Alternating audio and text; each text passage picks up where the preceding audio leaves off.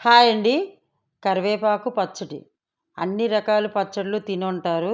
కానీ కరివేపాకు పచ్చడి తిన్నారో లేదో తెలీదు కానీ, ఈ పచ్చడి ఇలా చేసుకొని తినండి. వేరే లెవెల్‌లో ఉంటది ఈ పచ్చడి. చాలా చాలా టేస్ట్‌గా ఉంటదండి.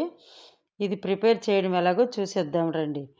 ఒక స్పూను ధనియాలు, ఒక హాఫ్ స్పూను జీలకర్ర, ఒక 10 ఎండుమిరపకాయలు, ఒక కప్పు ఫ్రెష్ కరివేపాకు తీసేసుకోండి. ఇలా దోరగా వేపిసుకోవాలి. కొంచెం చిన్న చిన్న కొబ్బరి ముక్కలు, చిన్న ముక్క అయితే సరిపోతుంది. ఇలా చిన్న చిన్న ముక్కలు కట్ చేసుకొని అవి వేపుకోవాలి. చిన్న చింతపండు, చిన్న బెల్లం, ఒక హాఫ్ స్పూన్ పసుపు, రుచికి తగినంత సాల్టు, 3 ఎల్లుల్లి రెమ్మలేసుకొని మిక్సీ చేసి పేస్ట్ చేసుకొని పక్కన పెట్టేయండి. పోపు దినుసులు ఇలాగా వేసుకొని కొంచెం ఇంగువ పౌడర్ వేసుకొని ఈ తాలింపంతా ఇలా వేసేసుకోవాలి. ఈ కరివేపాకు అన్నంలో కలుపుకుంటే వేరే లెవెల్‌గా ఉంటదండి. ఇది మీరు చూసి ట్రై చేసి నాకొక లైక్ కొట్టండి. నా ఛానల్ షేర్ చేయండి. నా ఛానల్‌ని ఫాలో అవ్వండి.